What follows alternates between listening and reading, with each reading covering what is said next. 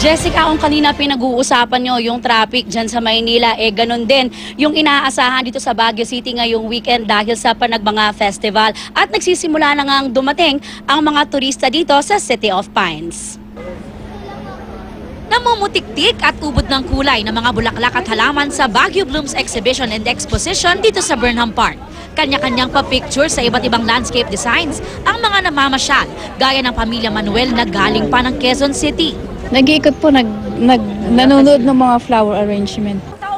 Mula Pampanga naman ang Nocom family na sinadya raw ang Baguio para sa Flower Festival. Last year po nagpunta na po, pero ngayon po, Panagbanga po talaga yung sadya namin. At habang nasa Burnham Park, enjoy sa boating ang mga magbabarkada tulad ng grupo ni Mary Dozaban na first time daw sa City of Pines.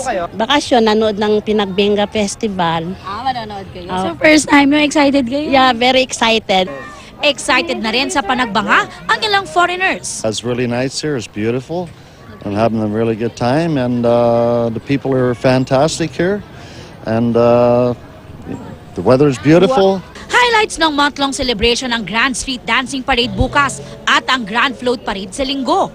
Ang ginagawang float ng Baguio Country Club, Disney movie na Maleficent ang tema. Dinidekorasyonan ng libo-libong bulaklak na aabot sa 650,000 pesos ang halaga. Inaasahan ng Panagbanga Festival 2016 organizer na 2 milyong turista ang dadagsa sa Baguio ngayong weekend. Nakahanda naman daw ang pulisya para tiyakin ang seguridad ng mga makikipanagbanga. It's all systems go, we're ready, and the police has guaranteed the safety of our tourists dito po sa siyudad ng Baguio. So makakaasa po kayo na ligtas at mag-enjoy po kayo dito sa Baguio Flower Festival. Nakikiisa rin ang GMA Network sa pagdiriwang ng Panagbanga Festival. Ngayong hapon ay nagkaroon ng Kapuso Mall Show sa SM Baguio. Tampok ang mga bida ng GMA Afternoon Prime na Wish I May sa pangunguna ng Bigel Love Team na sina Miguel Tan Felix at Bianca Umali, pati na sina Ashley Ortega at Prince Villanueva. At sa linggo, ang cast naman ng mga GMA Primetime Series na Little Nanay at Because of You ang dadayo dito. Jessica, ngayong gabi mas kumapalpa ang tao dito sa Burnham Park at may mga nakita pa tayong naglalagay ng kani-kanilang tent para dito na magpalipas ng gabi. Malamig ang panahon dito ngayon sa Baguio, 16 degrees Celsius. Pero doon sa mga pupunta, wag pong iinit ang inyong ulo dahil expect heavy traffic dahil nga doon sa mga road closures. At syempre, maraming tao ngayon dito sa Baguio. Jessica? Pakiulit nga, Aubrey, ilang degrees centigrade ang klima ngayon, ang temperature dyan ngayon sa Baguio?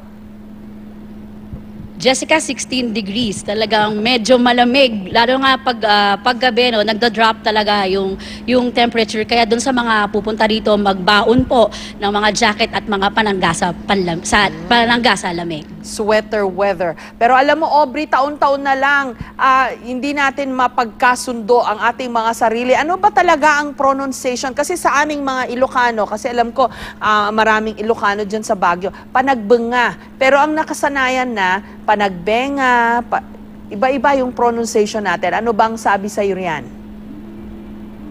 Oh, Jessica, kasi nga yung spelling, no? Ang spelling kasi Panagbenga. So pag binasa mo siya base doon sa spelling, Panagbenga. Pero yung mga nandito sa Baguio, ang tawag nila ay Panagbanga. Ito daw ay Kankanay term na ibig sabihin season of blooming. Jessica? Sa Kankanay, Panagbanga.